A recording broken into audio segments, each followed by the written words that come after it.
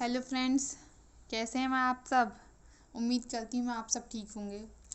सबसे पहले तो मैं माफ़ी चाहती हूँ कि मैं वीडियो नहीं अपलोड कर पाई थी, मेरी तबीयत ठीक नहीं थी। ठीक है, और एक और ज़रूरी सूचना देना चाहती हूँ कि अब हर हफ्ते मंगलवार को वीडियो अपलोड हुआ करेगी इकोनॉमिक्स की, हर हफ्ते मंगलवार को। ठीक है, तो आइए देखते हैं, चलिए स्टार्ट करते हैं अपना इकोनॉमिक्स। हमें लेके आने हैं बहुत अच्छे नंबर इकोनॉमिक्स में इस सेकंड ईयर में, क्योंकि सेकंड ईयर के बेस पर आपके फर्स्ट ईयर का रिजल्ट डिपेंड करता है, ये बात ध्यान रखिएगा, इसलिए मेहनत करिए। चलिए देखते हैं, सबसे पहले हम देखते हैं हम क्या क्या पढ़ चुके हैं। एक्चुअली मैं सब चीज़ लिख के आई हूँ, वरना बहुत टाइम हो जाएगा, क्योंकि इसमें बहुत ज़्यादा एक्सप्लेन करने के लिए है इस वीडियो से। और एक बात ध्यान रखिएगा, इस वीडियो से आपका स्टैट्स का असली पोर्शन स्टार्ट होता है। इससे पहले हमने 1 2 3 जो भी वीडियो की थी वो सब थ्योरी बेस्ड थी। यहाँ से आपका मैथ स्टार्ट हो जाता है इसमें, इकोनॉमिक्स में। तो अच्छी तरीके से पढ़िए, मेहनत करिए, और वो क्या बोलते हैं उसको, प्रैक्टिस करिए, वरना बिल्कुल भी समझ नहीं आएगा और आप कर नहीं पाएंगे। ठीक है, करते हैं। चलिए हम क्या कर चुके हैं। सॉरी, शादी है, हो सकता है आसपास शादी वगैरह का माहौल चल रहा है कि आपको गाने वाने की आवाज़ आ रही हो, तो एडजस्ट कर लीजिएगा फ्रेंड्स। ठीक है, अब इसमें मैं कुछ नहीं कर सकती।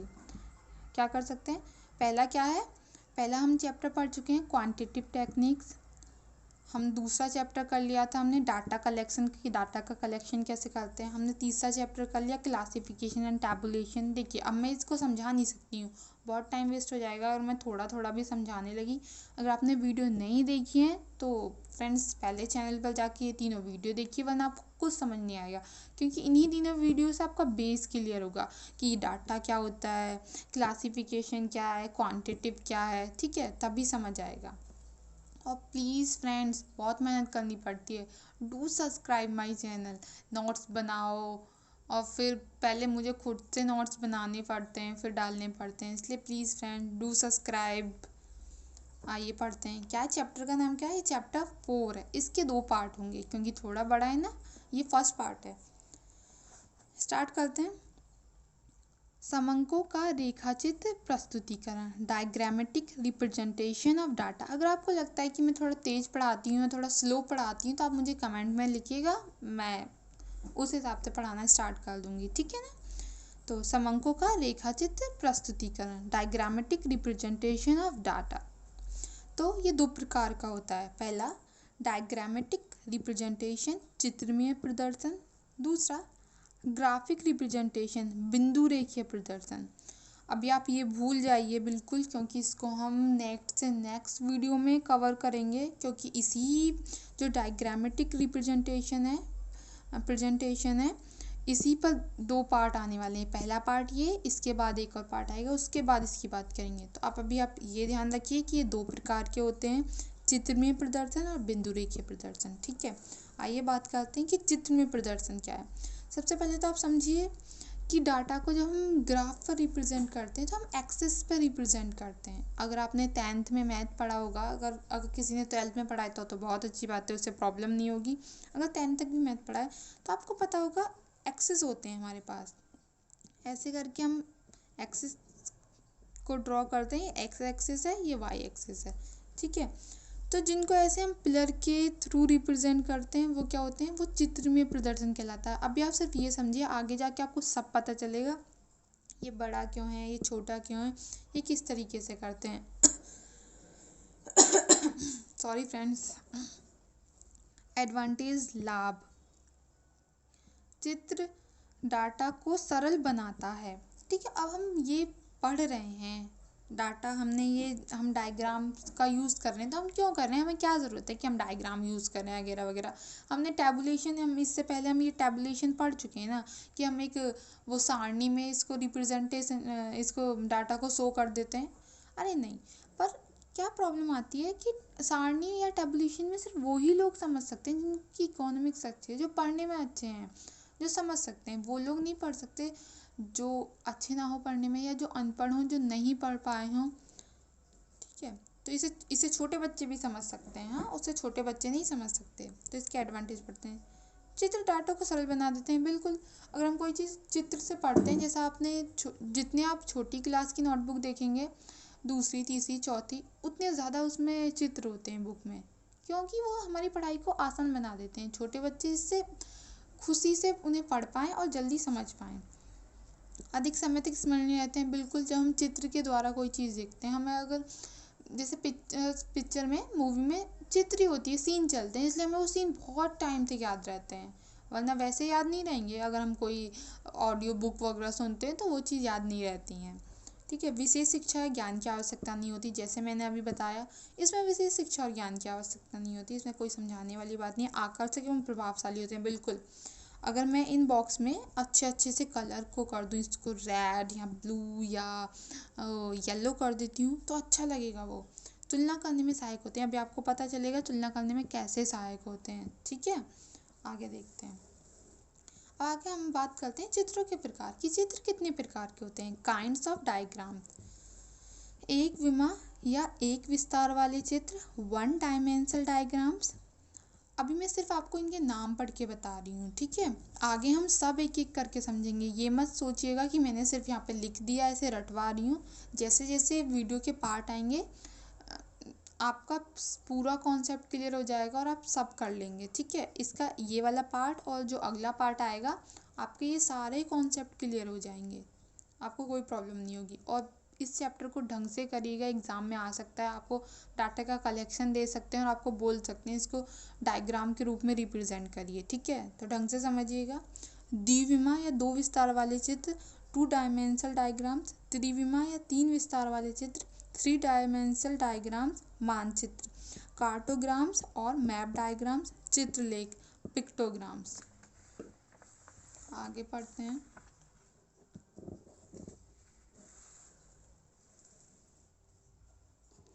One dimensional diagrams. अब ठीक है, अब मैंने एक विमा वाला मैंने हिंदी में नहीं लिखा है, आप समझ जाइएगा। वन डायमेंशनल डायग्राम, ये दो प्रकार के होते हैं। पहला रेखा चित्र, लाइन डायग्राम। दूसरा दंड चित्र, बार डायग्राम्स। कितने प्रकार का होता है वन डायमेंशनल डायग्राम्स?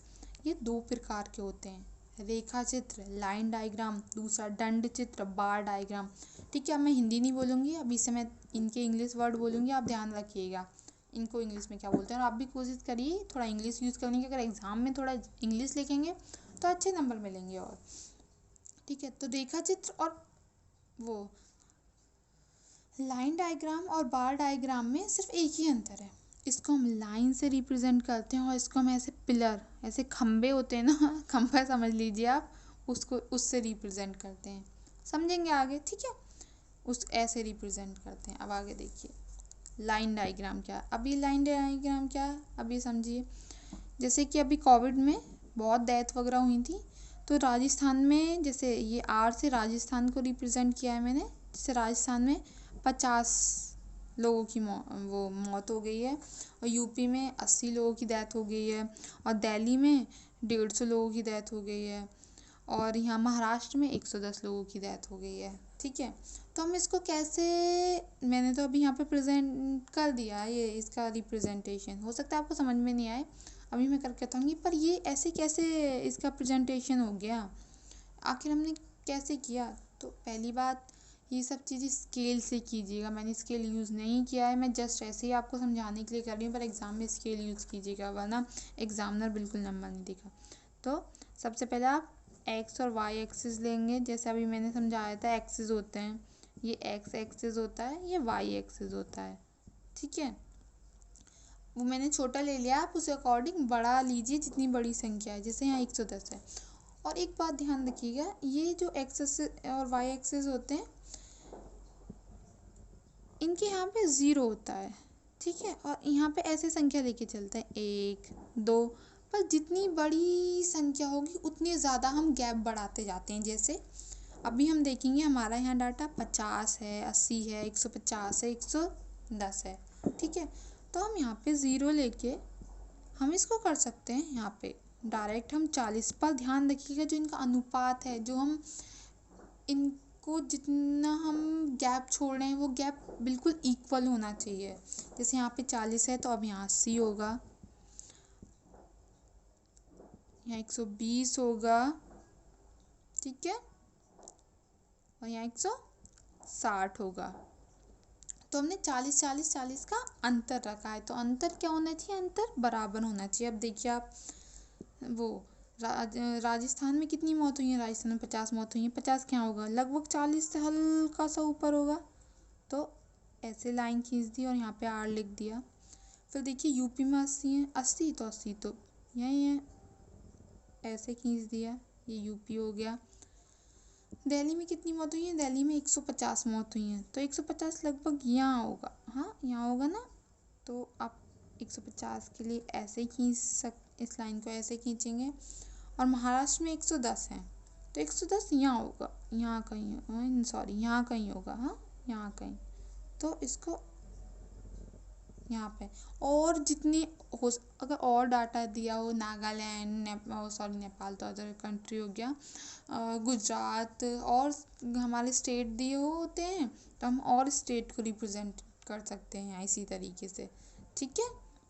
अब हम दूसरा एग्जाम्पल समझते हैं इसी का, कि राज्य कपास की पैदावार, अभी बोल रहा है, अब एग्जाम्पल में है कि किसी राज्य में कपास की पैदावार हो रही है, आंध्र प्रदेश में 13.0, ये हेक्टेयर में, हेक्टेयर मतलब जैसे मैं यूपी में रहती हूँ तो हमारे यहाँ जो ज़मीन नापते हैं उसको बीघा वगैरह में नापते हैं, और मुझे ज़्यादा नहीं पता, पर ज़मीन के नापने की जो स्टैंडर्ड यूनिट होती है, जो साइंटिस्ट वे में होती है, वो हेक्टेयर में होती है, ठीक है। तो आंध्र प्रदेश में 13.0 हेक्टेयर कपास होती है, गुजरात में 28.2। आप ये समझ लीजिए, डाटा लिखा हुआ है, मुझे पढ़ने की ज़रूरत नहीं है, आप समझ जाएंगे खुद ही।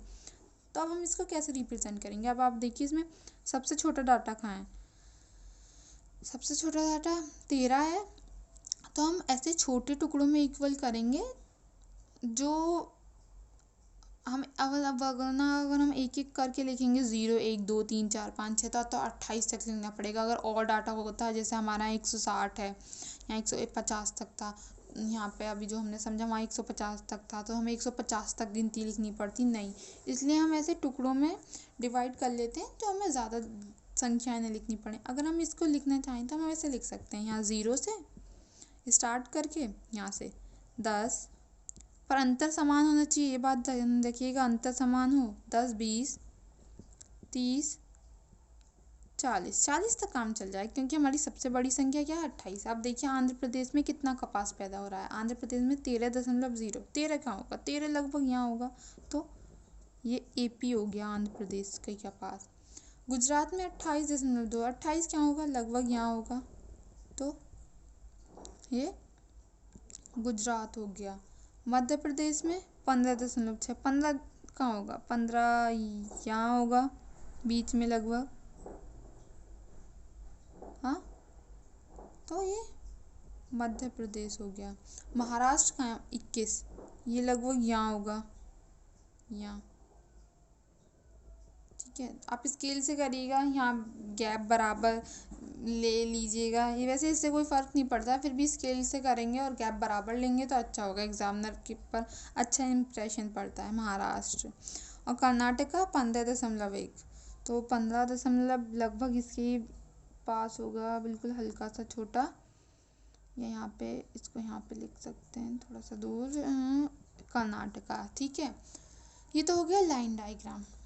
एक बात और समझिए, अभी मैंने यहाँ बताया भी था, लाइन डायग्राम और बार डायग्राम में सिर्फ एक ही अंतर है, इसको हम लाइन से रिप्रेजेंट करते हैं, इसको हम पिलर से, खंबे से रिप्रेजेंट करते हैं। मैंने अभी खंबा बोला था ना, एक खंबा, हाँ, तो इसको हम ऐसे क्यों है, ये वाला इसमें हम कलर कर सकते हैं, ये वाला अट्रैक्ट करता है लोगों को अपनी तरफ, पर ये वाला लोगों को अपनी तरफ अट्रैक्ट नहीं करता, इसलिए अच्छा माना जाता है, लोग इसे देख के याद रहता है। जैसे हम इसमें अगर येलो, नीला, पीला, अगर हरे, गुलाबी अच्छे कलर कर दें तो लोगों को याद रहते हैं, ठीक है।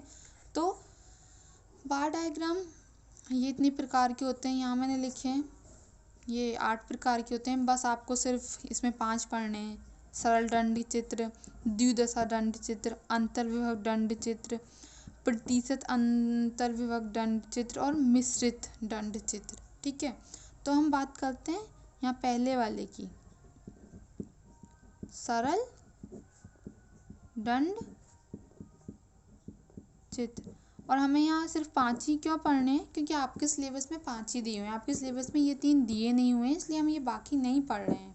ठीक है, और ये अभी मैं देखती हूँ जितना हो जाएगा, ज़्यादा वीडियो को लंबी नहीं करूँगी, उतना समझा दूँगी।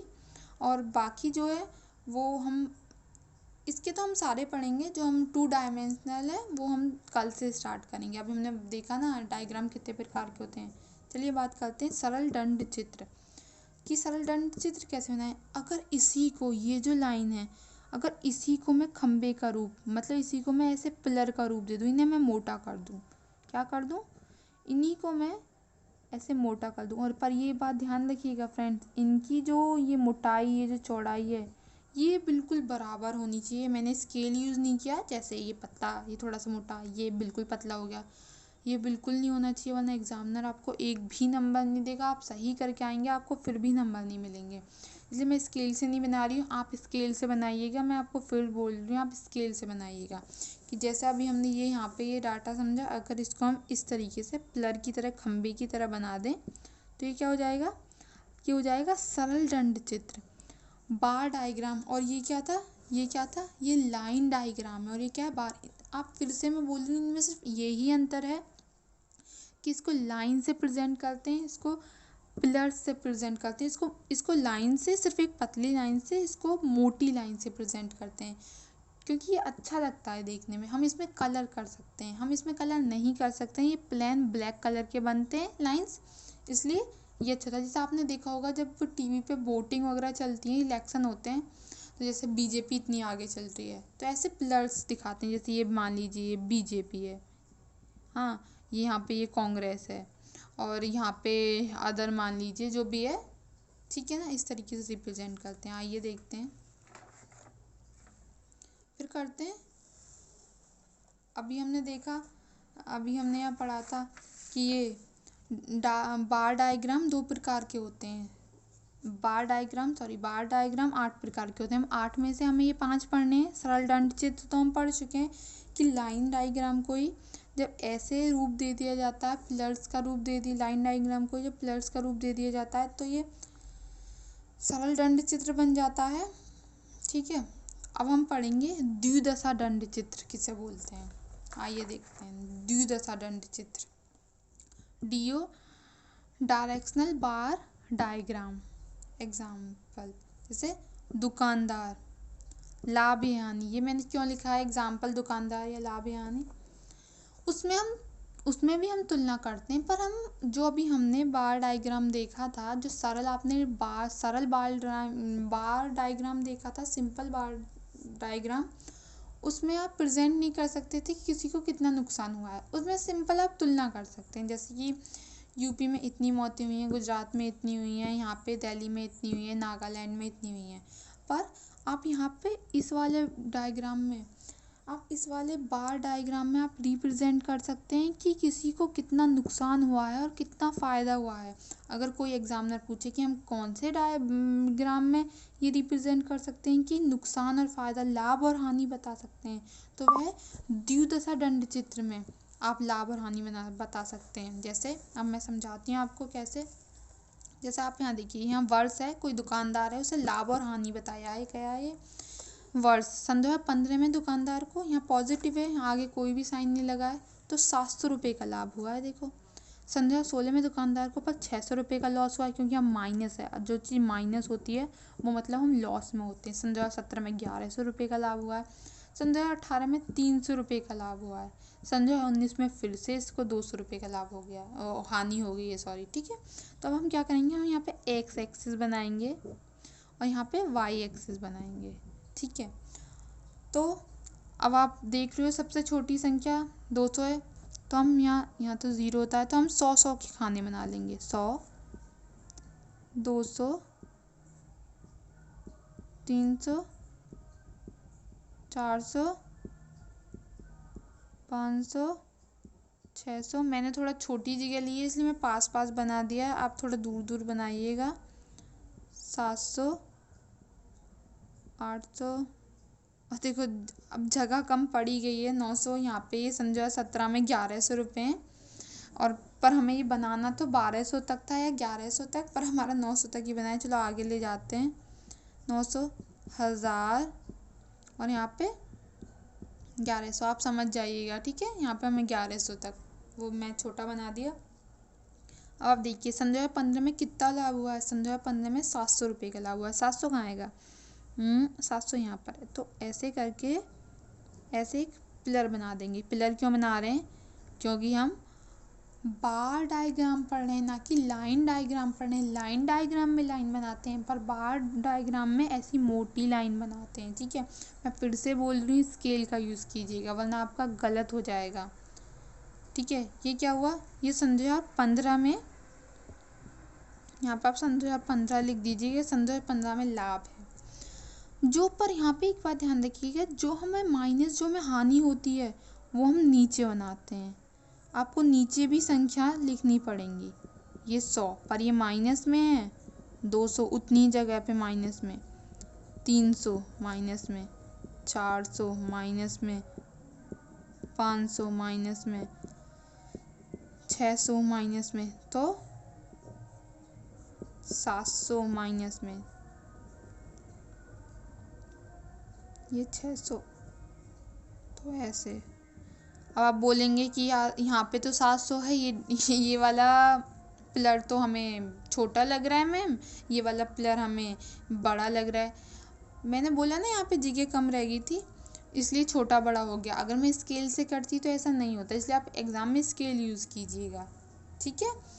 तो यहाँ पे क्या हुआ, ये सन 2016 में इसका लॉस है। हमने नीचे दिखाया है, नीचे का मतलब है, और हमने 600 पर है।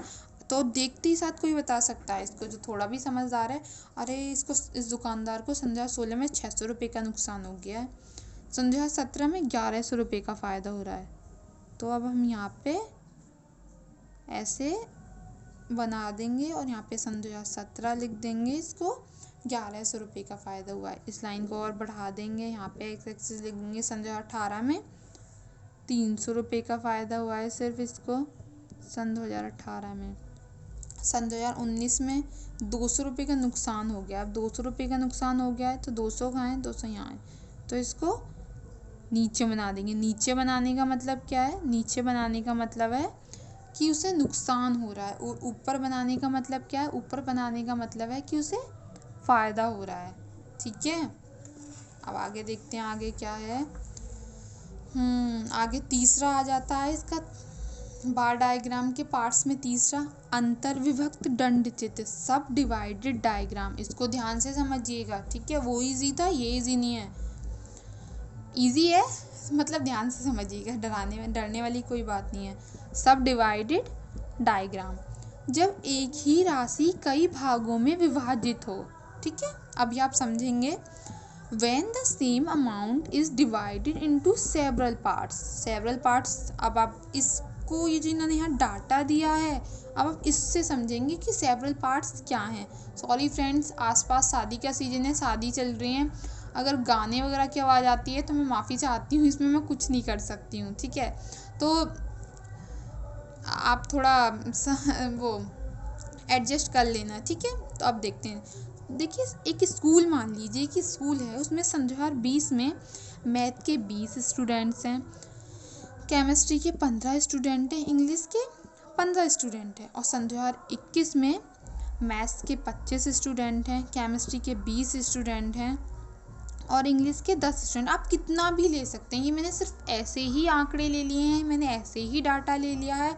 आप कितना भी डाटा ले सकते हैं, वो आपकी इच्छा है। अब देखिए आप क्या करेंगे। सबसे पहले तो आपको, जब आप सब डिवाइडेड डायग्राम करते हैं तो आपको जो भी दिया होता है, एक सन का दिया है तो आप इसका टोटल लिखेंगे। क्या लिखेंगे, टोटल। 15 और 15 30 और 20 50, इसका टोटल क्या हो गया, 50 हो गया। अब देखिए 20 और 10 30 और 25, 30 20 50, इसका टोटल 55 हो गया, ठीक है। इसका टोटल कितना हुआ, 55। तो अब हम क्या करेंगे, अब हम एक्सिस बनाएंगे, और यहाँ एक्स और वाई बाद में लिखेंगे। पहले हम यहाँ पे सॉरी, यहाँ पे हम डिजिट रिप्रेजेंट करते हैं। यहाँ पे आप लिखेंगे मैथ, ठीक है। यहाँ पे आप सन 2020 लिख देंगे, और यहाँ आप सन 2021 लिख देंगे, ठीक है। और यहाँ पे 50 है, यहाँ पे 55 है। तो अब आपको 50 और 55 दिख रहा है, तो आप यहाँ पे 0 आता है, आप 10-10 का अंतर रखिए। कितने का अंतर रखिए आप? कितने का अंतर रखिए? 10-10 का अंतर रखिए। यहाँ पे सन 2020 लिखा, सॉरी आपको दिखानी होगा, और यहाँ सन 2021, तो यहाँ पे 0 होता है बीच में, तो आप 10-10 का अंतर रखिए। 10, 20, 30, 40, 50, 60। और सबसे पहले क्या करना है, सब डिवाइडेड में। आप देख रहे हो सन 2020 में कितना है? सन 2020 में 50 है, तो आप 50 पर एक पिलर बना दीजिए, ये मोटी लाइन बना दीजिए। और आप देख रहे हैं सन 2021 में कितना है? 55 लगभग यहाँ होगा, इससे इतना बड़ा। तो आप एक पिलर यहाँ बना दीजिए, ठीक है। ये इतना हो गया। सब डिवाइडेड क्या है? अभी आपने यहाँ पढ़ा ना, जब एक ही राशि कई भागों में, अब एक ही राशि कई भागों में विभाजित हो जाए। अगर हम इसको अब विभाजित करेंगे, अब ये समझने वाली बात है, अब इसको अब कैसे विभाजित करेंगे। आप देखिए, मैथ में कितना थे सन 2020 में? 20 थे। तो आप ऐसे एक 20 पर लाइन खींच देंगे और मैथ को ऐसे पॉइंट से डिनोट कर देंगे, ठीक है, कर दिया। अब मैथ के कितने थे? 20। मैथ में जोड़िए यहाँ 15, जो नीचे वाली संख्या है उसको जोड़ लीजिए। 20 और 15 कितना होता है? 5, 3। 20 और 15 35 होता है। अब आप देखिए 35 कहाँ आता है? 35 लगभग यहाँ आएगा, तो यहाँ ऐसे कर दीजिए, ठीक है। ये यहाँ से यहाँ तक ये केमिस्ट्री को रिप्रेजेंट कर रहा है, और यहाँ से यहाँ तक ये मैथ को रिप्रेजेंट कर रहा है। और जितना भी बचेगा आप, क्योंकि वहाँ सिर्फ तीसरा बचा है ना, इसको ऐसे कर दीजिए, वो इंग्लिश को रिप्रेजेंट कर रहा है। किसको? इंग्लिश को। 1 आप ऐड कर लीजिए। 35 में अगर आप 15 ऐड करेंगे कितना होगा? 50 हो जाएगा ना। और हमारे यहाँ टोटल कितना है? हमारे यहाँ टोटल 50 ही है। अब आप देखिए, इससे बनाएंगे। सन 2021 में मैथ के कितने बच्चे हैं? 25 बच्चे हैं। तो 25 कहाँ होगा? 25 लगभग यहाँ होगा। तो इसको पॉइंट से हम दिखाएंगे ये मैथ को। अब आप 25 में 20 ऐड कीजिए, क्योंकि केमिस्ट्री के 20 बच्चे हैं ना।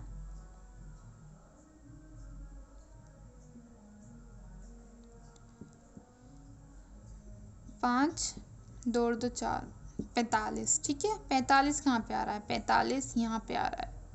तो आप केमिस्ट्री को ऐसे रिप्रेजेंट कर रहे हैं ना, तो ये केमिस्ट्री को, और बाकी जितना भी है वो इंग्लिश को रिप्रेजेंट कर रहा है, ठीक है। यही हो गया कि एक ही पिलर में हमने एक ही राशि में कई भागों को विभाजित कर दिया। देखिए, हमने इसी राशि में 3 भागों को विभाजित कर दिया, मैथ को, केमिस्ट्री को और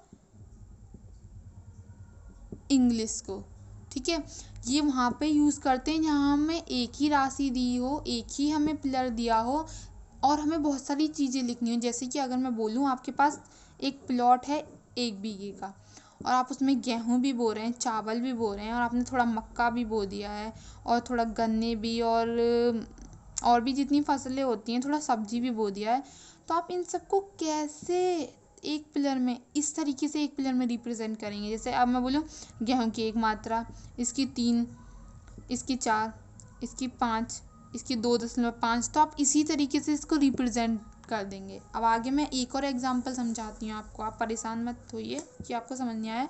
एग्जांपल 2, ये गेहूँ है, ये चावल है, मिलेट है। गेहूँ सन 2010 और 11 में 7.9 हुआ है। चावल सन 2010 और 11 में 7.4 हुआ है। मिलेट सन 2010 और 11 में 2.9 हुआ है, ठीक है। ये तो हम सबसे पहले क्या करेंगे, हमने वहाँ सबसे पहले क्या किया था? टोटल किया था, टोटल। तो यहाँ सबसे पहले टोटल करेंगे। 9 और 9 18, 18 और 4 22, 2 यहाँ सब जगह दशमलव है, दशमलव लगाएंगे तो 7 और 7 14, और 2 16, 16 और 1 17। यहाँ टोटल करते हैं, ठीक है। 7 2 9, 9 6 15, 5 एक कैरी कर लिया, 8 3 11 और 1 12, 1 2। 22.5 यहाँ हो गया 22.5। तो अब आप ऐसे ही करेंगे, एक्सिस बनाएंगे, एक्स एक्सिस, वाई एक्सिस। आप देखेंगे सबसे छोटा यहाँ 2.9 है, तो 0 2 से स्टार्ट कर दीजिए। जो इनके अंतर है वो 2 रखिएगा, 2 4 6 8 10 12 10 तक ये हैं यहाँ सब, पर हमें 17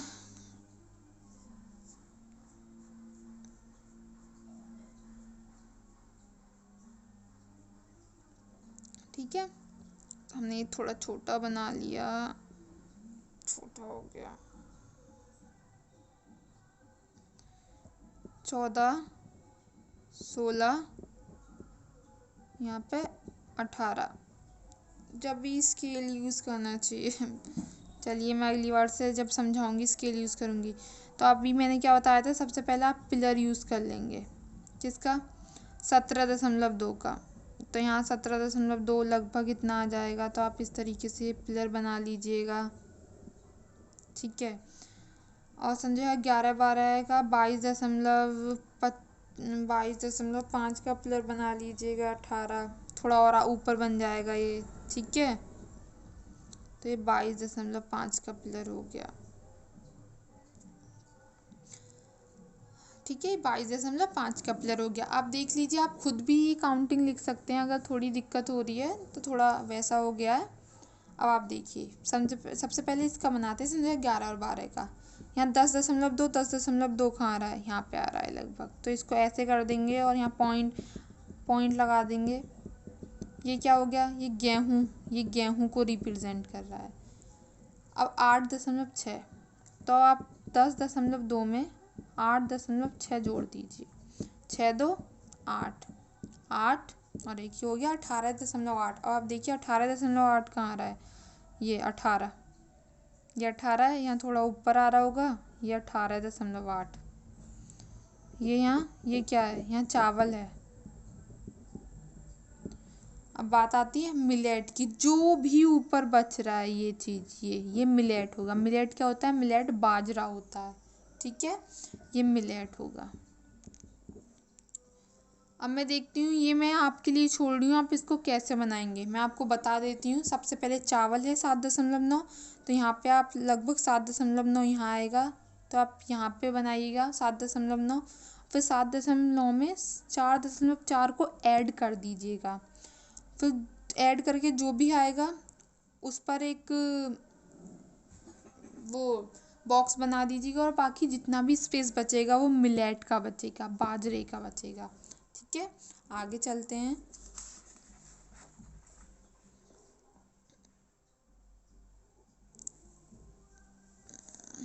अब आगे आ गया 2 विमा या 2 विस्तार वाले चित्र। चलिए 2 विमा, चलिए मुझे लगता है ज़्यादा बड़ी वीडियो हो जाएगी, आज के लिए इतना ही काफ़ी है कि आज हमने क्या क्या कर लिया है। दोबारा देखते हैं। हमने देख लिया कि प्रेजेंटेशन ऑफ डाटा 2 प्रकार की होती है, डायग्रामेटिक प्रेजेंटेशन या ग्राफिक प्रेजेंटेशन। इसके एडवांटेज पढ़ लिए, काइंड ऑफ डायग्राम पढ़ लिए, 1 डायमेंशनल।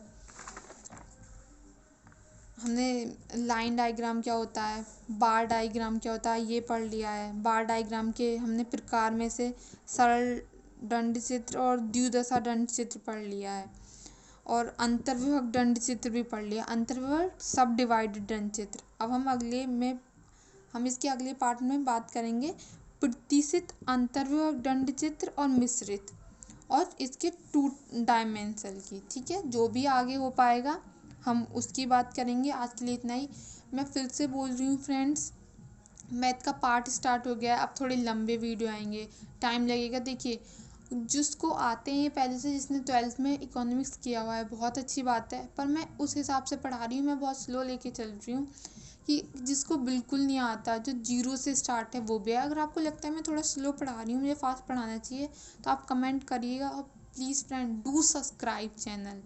ओके बाय फ्रेंड्स, मिलते हैं अगले मंडे को।